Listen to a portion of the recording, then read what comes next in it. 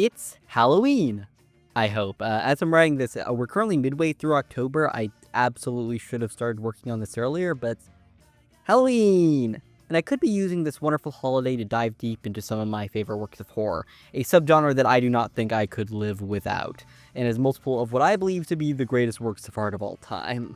But I won't! Look, I've seen what videos get clicks. It sure as hell isn't the one where I talk about things that I actually enjoy. It's the ones that rage bait. You spend months analyzing one of your favorite pieces of online art, and it does worse than the video where you complain about Karsten Rundquist. God fucking damn it. However, my love for horror should hopefully make my hot takes on the matter generally make more sense. I care deeply about horror. The spookiness is in my veins. I have a goddamn skeleton inside of me. Wow. A specific subgenre I have fondness for is internet horror. I love creepypasta and strange video and ARG nonsense, and I have from a very young age. Scare Theater and Nightmind were my goats as a small child. The ghosts, if you will. If you're curious, here's the tier list. Feel free to make fun of me in the comments. I have even made many shitty ARGs myself. I made the worst YouTube horror known to man with Movie Maker in a Dream. I can't complain about any analog horror made by children, because I was that too. Shoutouts to the guy who wanted my dogshit ARG to be good so bad when I was like 12. He sent me a torrented copy of Sony Vegas that I still use to this day. Godspeed you.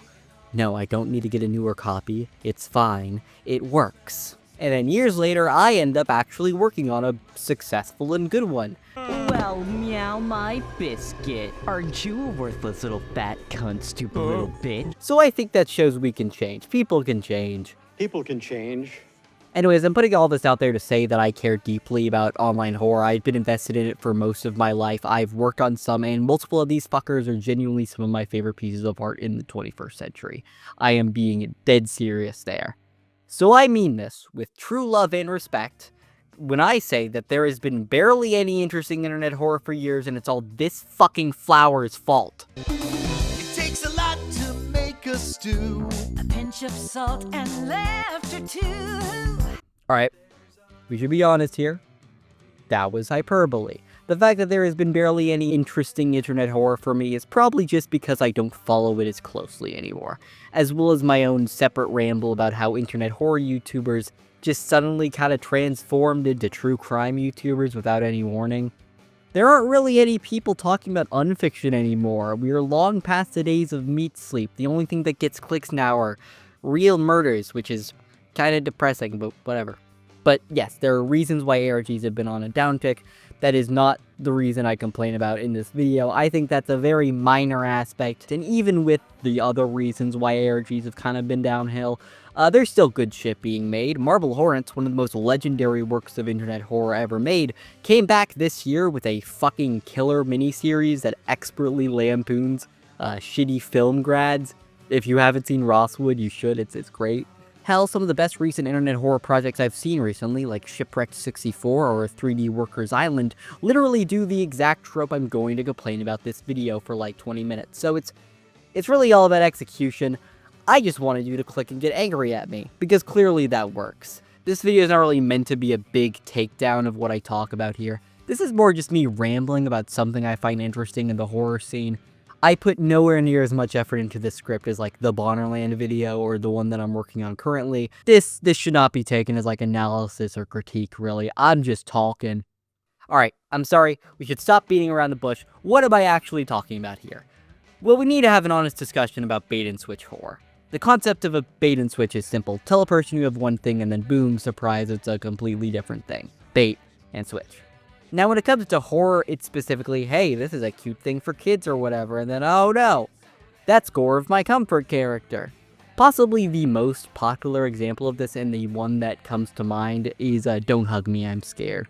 A short film that begins as a Sesame Street-esque song with cute puppets about creativity that slowly turns into a fucking nightmarish horror show with glittery human hearts.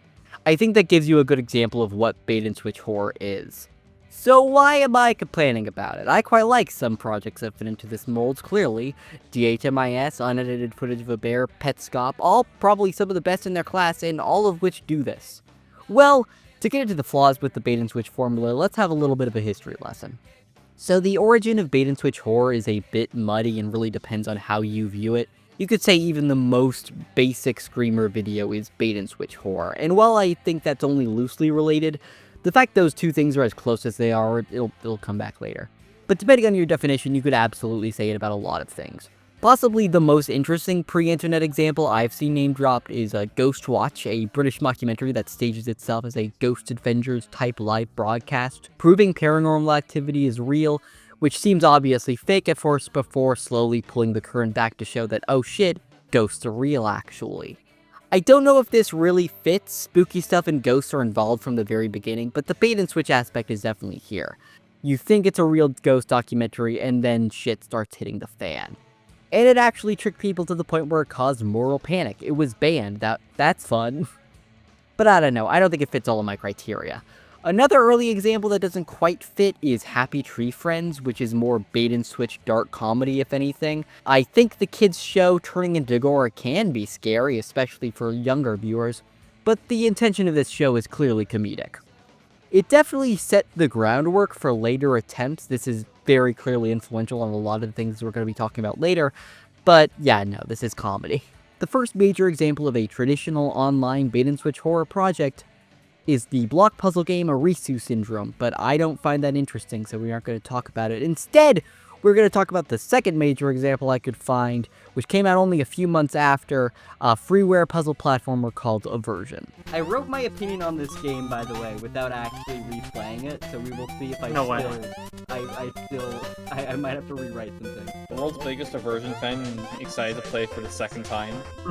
Eversion is a fascinating game to me because it basically single-handedly started this wave of bait-and-switch horror. I think every game, internet video, whatever that tries to look like it's for kids, then suddenly it's not, has Eversion to thank in some way. All of these kind of have this in their DNA. I'm on like multiple Discord servers with the dev of this game because he's like a huge puzzle game guy. He made levels for Lingo. That's fucking. That makes sense. This obviously this isn't a puzzle game, but it looks like a puzzle game. Does that make sense? No, this is a puzzle platformer, I'd say.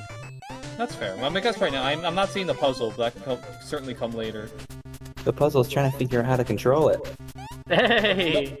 God, No, the puzzle's trying to figure out who would play this piece of shit. That's what Rebecca would say if she was like an AVGN type. Yeah. It was released in 2008, a freeware game made for competition on the old indie game forum TigSource, a place that has its own can of worms that I may or may not make a video on eventually. Let me know in the comments if you want an indie game the movie retrospective. That shit is crazy. The competition was based on a commonplace book by H.P. Lovecraft, where he jotted down various strands and ideas and never actually came to be full stories. This game being based off the line, sounds, possibly musical, heard in the night from other worlds or realms of being. I don't know if it's that good at adapting that particular quote, but it definitely is an interesting game. Genuinely, you guys cannot comprehend how slippery these controls are. No, because I've controlled PC platformers before, so I have an idea. There's like no momentum, it's just all gas, no brakes as soon as you hit the button. At its core, Eversion is a puzzle platformer where you avert at various spots in the map to change the world into a different form, all of which have unique abilities that make them useful for puzzle solving. Like, some allow you to walk on clouds, some make the enemies immobile, and this is all kind of a very cool gimmick on its own. I love the concept. It's used for very fun and intricate puzzles, especially in the late game and if you want to go for the true ending. I think it's a bit too short to be fleshed out in a meaningful way, but what we do have here, I think even without the horror aspect, is a genuinely interesting and good puzzle platformer. But the horror elements... Keep going, keep going. Ah! Oh! The horrors! No, it's the point where it becomes bait and switch horror, no! Oh, that's why you're playing this. I'm stupid. Well, the deeper into the Eversion layers you go, the more disturbing the landscape gets, turning red and rotten, hands coming from the ground to swallow you whole, slowly becoming more violent until it eventually just breaks apart at the seams. It's actually pretty effective. It does build up to this really well with the Eversion layers, the fact that it slowly transitions to more and more disturbing landscapes, with a lot of the middle ones not being scary per se, but generally just kind of ominous and off-putting. Like this gray, depressing world where the enemies are just immobile, sad blobs. Like, you don't really see it coming, it doesn't just switch on a dime. It builds tension, and there's an ominous feeling that something is wrong for basically the entire runtime of the game. Like, the horror shit is kind of corny, but the fact that A, it kind of builds up to it, and B, it's a genuinely kind of fun puzzle platformer. Like, I find it... This is good.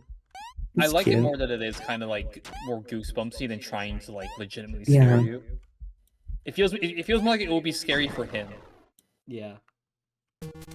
Like I played with a kid and I didn't get scared, and I got really scared by like Slender. So like I think that Imagine how insufferable this would be if it was just like Doki Doki Literature Club cave story. Like imagine how annoying that would be. Yeah, like if it was like trying to like say like you're actually a bad person for killing all these Goombas. Yeah. That's basically what Braid is. Yeah. This is something that a lot of modern bait-and-switch horror don't really do. We'll talk about it later, but I think that makes this kind of more effective horror, even if it's a bit generic. I think that if this game was released now on like itch.io or whatever, I would probably still really like it. Again, it does the bait-and-switch horror trope better than 95% of these because it builds itself up, and it also has a good mechanic to build around outside of the scary parts. It's a genuinely fun and tough puzzle platformer at times. I've seen the dev of this game, Zarathustra, in puzzle game Discord servers I'm in. He's clearly a Thinky Games enjoyer. There's a lot of good puzzle game aspects in here. Okay, so what I'm hearing is that this game starts off cute but gets creepy? Question mark? Folks, they're saying the game starts off cute and gets scary. Reminds me of Luna. Crazy. Has anyone done this before? I don't think so. Whoa. To be fair, Hold on, let me turn Rose up. To be fair, I feel like making jokes at the expense of that for this game specifically is on the same level as like complaining about the Beatles having rock cliches. Like, yeah. Honestly, I think it would even gain some traction if it released today, maybe even more so than it did at the time. Like, I think this is a game some people kinda remember, but it wasn't that big. I remember this game being let's played by a couple big YouTubers like Yami Mash, oh no, PewDiePie, oh no. You know what, I feel bad. PewDiePie is not as bad as those two. Being racist in 2017 is rough, not as bad as pedophilia. My favorite Let's Play series of this game, though, is always been Deceased Crabs. He is so funny in this. Shout out to Deceased Crab, who is presumably not a pedophile. He is one of the best old LPers. This isn't even the only script I'm writing this month that talks about old Let's Plays from 2008. Another thing I'm writing talks about Raucow for like a couple minutes. Why does this keep happening? But yeah, tangent aside, this was never as popular or as influential and iconic as a FNAF or a Slender, and I don't even think it really got a cult following in the way less popular early horror games like I'm Scared or Spooky's Jump Scare Mansion did. It just kind of happened and was forgotten about. ZT, which is this flower guy, was never really a indie horror icon like a lot of these guys were, which is kind of sad because it's so important. This is an extremely influential game. Like, basically every bait-and-switch horror project owes it to Eversion in some way. This game is probably older than some of the people making games inspired by it. And not only that, it's good. It deserves your time. It is crazy how they nailed this trope on the first go-around and nobody really cared. That's very funny to me. Eversion is basically the trope maker here. I've asked around with friends who would know stuff about this sort of thing, and this is the first big influential game that did this routine and got traction for it. That's the first one we could find. Though before the big ones, you know, the big ones, there are a few other bait-and-switch horror projects that kind of got some traction I'd like to mention. Hey everybody, this is Rebecca here. I'm editing this video about bait-and-switch horror, and in this part of the script, I'm supposed to talk about Poochie and Pansy, because I find it really interesting, and then I decided to watch the new video by Chazington, a YouTuber who, in this video, I very clearly am ripping on. Like this, like, wait, let me find this. Like, this intro fucking bit, where is it? This fucking intro bit, like this thing where it's like a black screen and a title card and it's like a bunch of silly images. I stole that from Chazington. This is very clearly me ripping on him, and he fucking talks about Poochie and Pansy.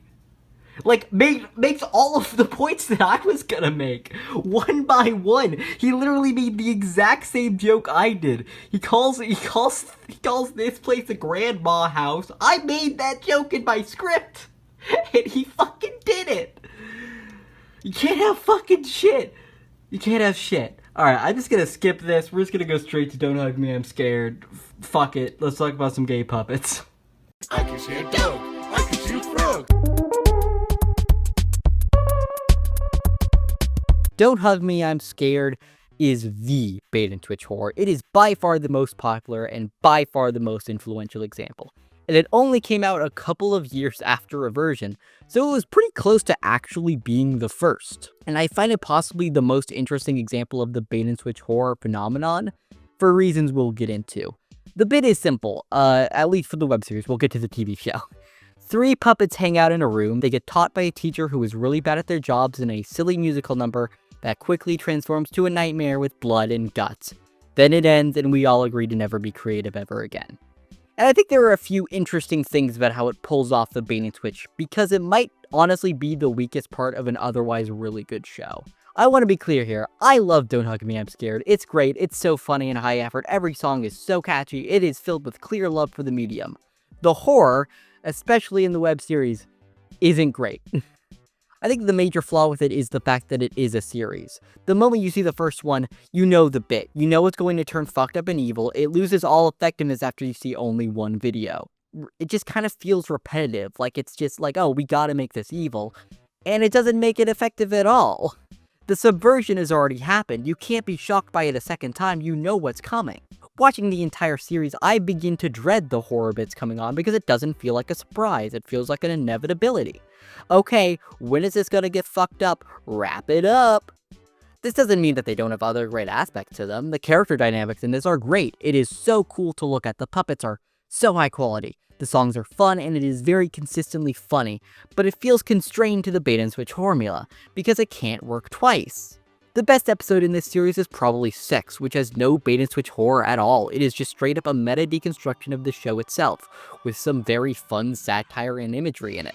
It subverts your expectations by not scaring you. I do like the general execution of the bait and switch. The first episode is only 3 minutes long, but it still takes time to build to the horror. The spooky shit is an extremely tiny sliver of the runtime, but it does still take effort to catch you off guard. There's little bits before it turns scary that make you think that something is wrong, but it doesn't immediately just kick it off right at the get-go. That's true for most of these, outside of 5, the worst ones, sorry. They always make sure the song feels off and wrong in interesting ways without giving the game away. And the horror itself not always being, whoa, what if puppets had gore and bled, helps a ton as well. The second episode leans a lot more into existential horror, the third having basically no gore at all and possibly being the most effective due to that balance.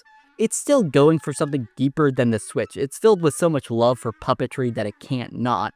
But the bait and switch format just kinda can't work for a series, which is of course why when they turned it into a TV show, they just straight up abandoned the pretense of it being horror at all. It is way more of just a dark, surrealist comedy. He ruined it! I'm never gonna see that skeleton! Thank you! I'm dealing with it! And I find it way more effective than the web series itself. Peleg and Sloan came into their own here. This show rocks.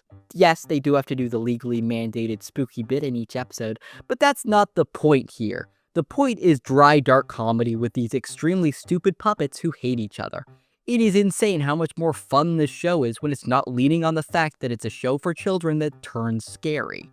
Watch the Don't Hug Me, I'm Scared TV show. I found that people who have seen the web series haven't watched this, and that is insane to me. It is well worth your time and so much better than the web series in so many ways. This coffin is played by the guy from Jam. That's one of my favorite TV shows ever. I'm gonna get you fucking sacked, mate. What's your name?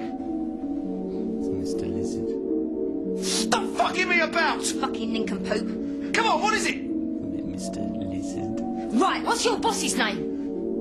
Another Mr. Lizard. Stop it! Hell yes. But yeah, I think Don't Hug Me, I'm Scared shows you can't just rely on the bait and switch, especially for a full series.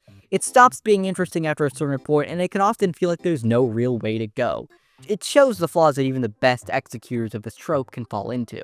The other big bait and switch horror that came out in the early 2010s that really made this trope a driving force on the internet is the Adult Swim infomercial Too Many Cooks, a parody of sitcoms where the intro just keeps going, and going, and going, and going until all hell breaks loose. There's a murderer, the title cards seem to exist because of a horrible disease, and the world almost ends if it wasn't for the lovable puppet Smarf.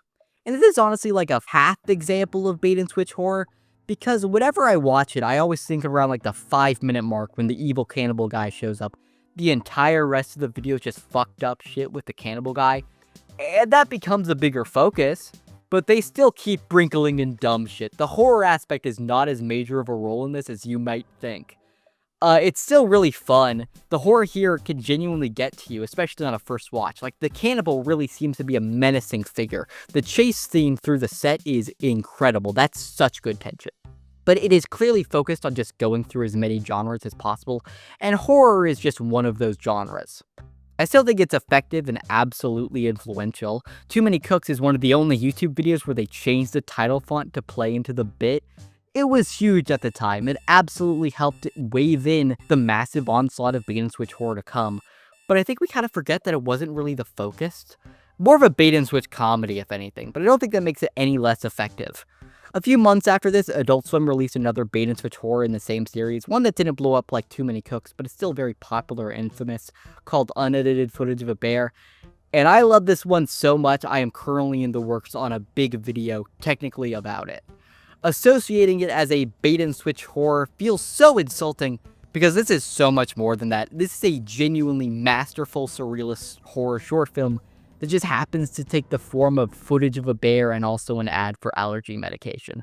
This short freaks me out to this day. Wham City are masters of their craft, and I really do not feel they get the love that they deserve. I know people always laud Alan, but goddammit, Wham City are a collective. The whole crew deserves credit for consistently pumping out bangers. It's almost like I'm making a video about this on something. Wow.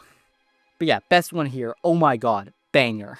But these two, Don't Hug Me, I'm Scared, and Too Many Cooks, opened up the fucking floodgates for hundreds and hundreds of bait-and-switch horror projects to follow. So many itch.io games that look cute and then suddenly turn bloody and gory. For every success story like Baldi's Basics or Doki Doki Literature Club, there were completely forgotten ones like Dreaming Mary. Anyone remember this one? Just me? Okay. DDLC was big. We gotta talk about it. I think that Doki Doki Literature Club is very good bait-and-switch horror. It takes literal hours to get to the spooky bit. That is restraint I have seen none of these other ones do. But it's a weird game structurally. I genuinely cannot think of a game parodying a genre that becomes the most popular example of its genre. Doki Doki is the most popular dating sim of all time, and there is no competition. It's one of the most popular visual novels of all time. If it wasn't for Phoenix Wright and Danganronpa, I think it would be #1. And it is so clearly made by a man who just thought that the concept of dating sims was weird and wanted to make an extremely elaborate parody. That's self-admitted, by the way. He once said anime is about cute girls doing cute things. Fuck you, buddy. Most dating sims aren't that. I assume you've seen the Tim Rogers Tokimeki Memorial video. You should know this. But, like, there is way less spooky stuff than normal stuff. Dan Salvato, did you just want to make a dating sim? It's okay. You could just make a dating sim. Give in to the cringe. Look, I respect what some of this does. I think I mostly just find it hacky by association, because if it was not for DDLC, we would not get the wave of dating sims coming out every other month, trying to be funny and self-aware that feel like they were written by the secret fourth McElroy brother. You cannot enjoy dating sims unironically anymore. The genre has completely changed into something new, covered in layers and layers of irony. Even the most serious ones are like, hey, you're still, dating at table. Isn't that weird? Like, just make a real dating sim. Make a real story about young love. Don't fucking douse it in like, oh, isn't that weird, you guys? And it's all thanks to somebody who hasn't actually played one. I'm sorry. This is a side tangent and a half. Doki Doki is such a weird game. How do we let an entire genre of games be permanently changed and defined by a parody made by someone who's never actually played a game in that genre? It's fucked up. But yeah, around like 2018 or so, there has been a new bait-and-switch horror game sweeping the internet horror sphere coming out like every month. Andy's Apple Farm, Bonnie's Bakery, Amanda the Adventurer. Why are they all named like this? Look, there are so many of these, particularly on itch.io horror pages and analog horror series. Nearly entirely, what if we did Don't Hug Me, I'm Scared, but this time, I make it. And it's not good. I can't talk about all of these. I can't play all of these. I'm sure most of these have nothing to say. I would go insane. Like all tropes, there are good and bad examples. Again, tropes do not equal bad. I mentioned Shipwreck 64 and 3D Workers Island earlier. Those are both great and pull this trope off really well. It can be performed, but it's mostly done badly. Let's talk about a few modern examples that I think paint a picture of the majority of modern bait-and-switch horror. Possibly one of the most successful works, not just of bait-and-switch horror, but honestly of modern horror as a whole, makes us come back to Adult Swim for a little short film called Learning with Pibby. Pibby has the guise of a silly little kid's cartoon, but oh no, the evil Glitch is taking over the cartoon and killed Pibby's friend Bunny, which means he has to go through, you guessed it, the multiverse to try and save his friend and kill the Glitch while going through different possessed locations. And what's scary about it is that his characters you know too. Look, I think we are far enough from Pibby's release, from the explosive hype and equally explosive downfall, that I think it is okay for me to say, this shit fucking sucks. Pibby Glitch has been a meme for a long enough time that I think we're all aware of how corny this is. I don't think I've seen a single person in my, in-group pretend like this is a cool idea in a very long time. We can admit it, this shit sucked. It is representative of every issue with bait-and-switch horror. The fact that it doesn't even try to do the bait. It literally becomes scary 10 seconds in, and it's on Adult Swim, so it's not like it can even pretend that this is a kid's show. And then the horror itself is just a scary glitch. Wow. Wowee, that's really threatening. It is fascinating how both of Adult Swim's previous bait-and-switch horror projects are genuinely terrifying. Too Many Cooks focuses more on comedy, but when it is scary, it's scary. There are really tense moments, and unedited footage is so nightmarish and surreal that it gets under my skin to this day. This is not scary at all. The length of this cartoon is so short that it gives the threat no weight. Yeah, while people may say that it's scary because it's characters we know, the fact that it's Finn and Jake with spooky, glitchy, melty faces kind of subdues any horror response I could have. This feels like a lost episode creepypasta. Honestly, the crossover element just feels less like it's using it for actual horror, but rather cynical brand synergy, something Warner fucking loves to do with Space Jam 2 and Ready Player One. If we have all of the other cartoons in this cartoon, maybe this one will make us money. You could barely even call this bait-and-switch horror because it goes by too fast to actually have us feel that impact. And the fact that this short wasn't a one-time thing, but instead a pilot for a full series, how the hell was that gonna work? We saw how Don't Hug Me, I'm Scared was basically forced to cut out the bait-and-switch elements because it doesn't work on repeat viewings. Would the Pibby series not even try? Probably a terrible idea, because that's half the reason children thought it was cool in the first place. In fact, we actually have a leaked animatic of the Pibby pilot, and it does have the bait-and-switch horror. It's given a little bit more time, but still, yeah, there's no tension being built here, and I have no conceivable way how they'd be able to keep that up for a full series. Would the fake out only exist for the pilot? I don't know. Anyways, even outside of that, have you guys watched this pilot? It's bad. This would have permanently taken the Pibby reputation, because do you guys know what the Pibby glitch represents? I know people in recent years have said, oh, it represents the evil Zaslav's murder. It represents AI, or whatever. No. The Pibby glitch represents memes.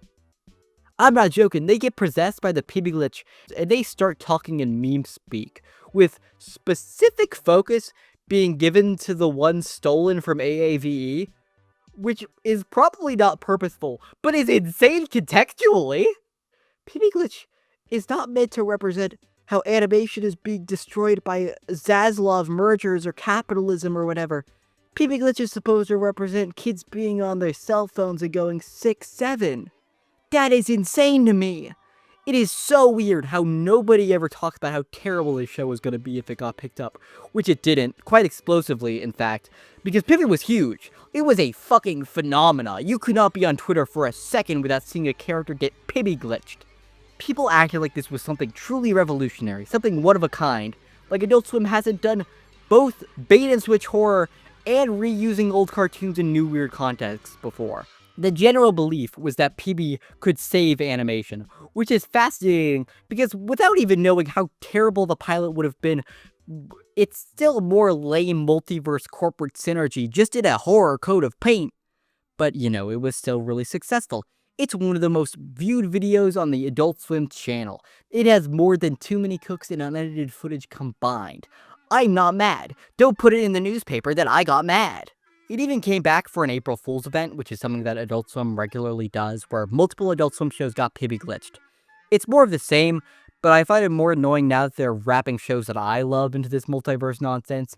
Get the fuck out of Joe Perez's house right now. He is too good for your ass. So due to all this promotion and success, a lot of people thought it would be a show. I mean, how couldn't it? This is so popular. And yeah, it wasn't.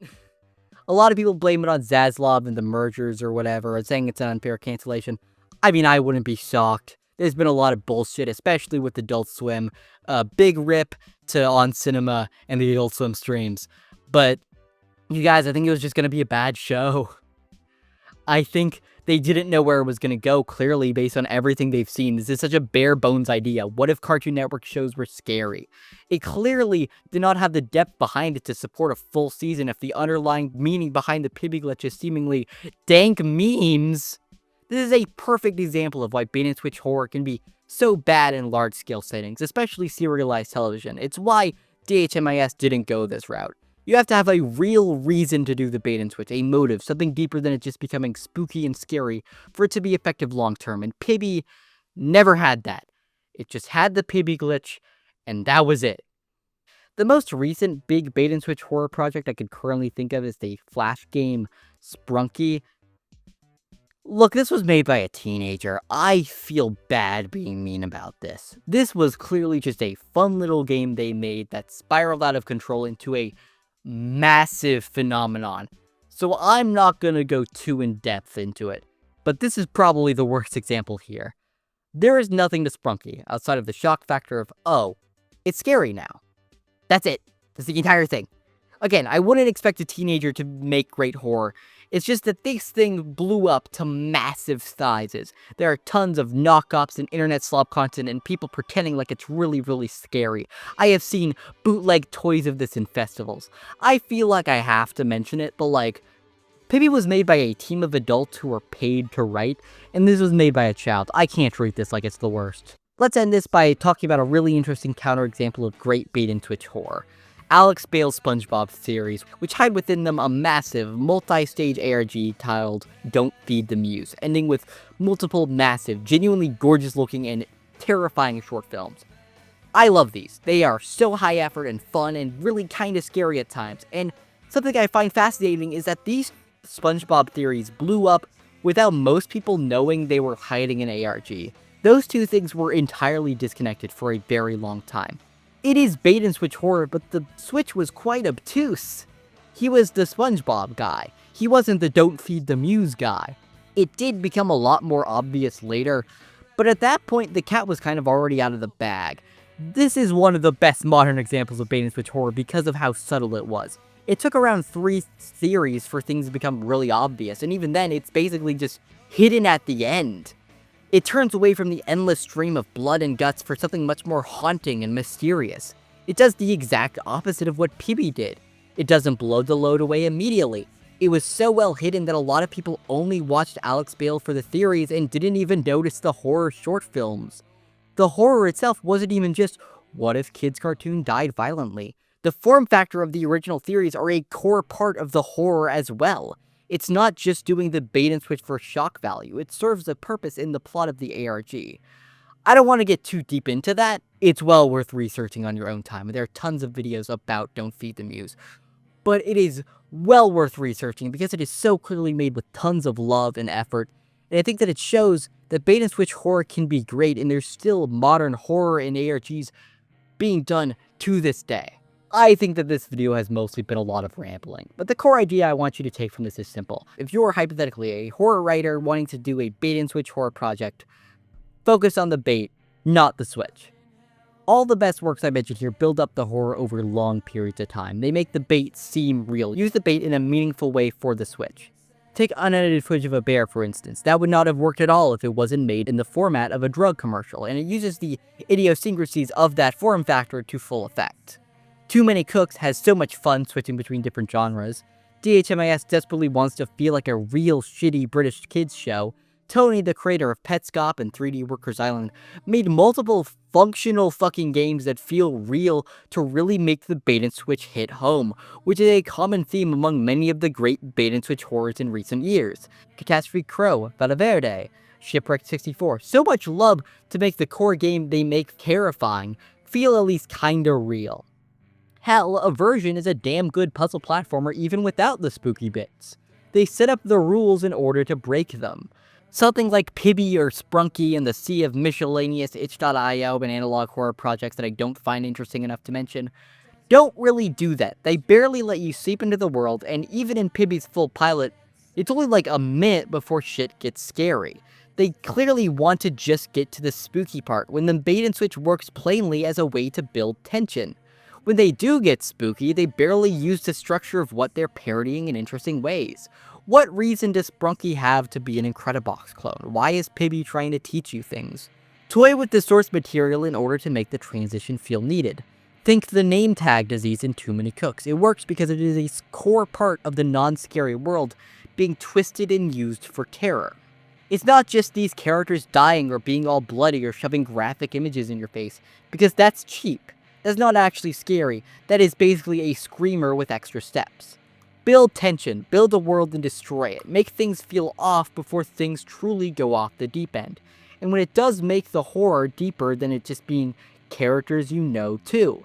Don't make the switch the only part of the appeal. We saw what happened when DHMIS did that and they had to fix it.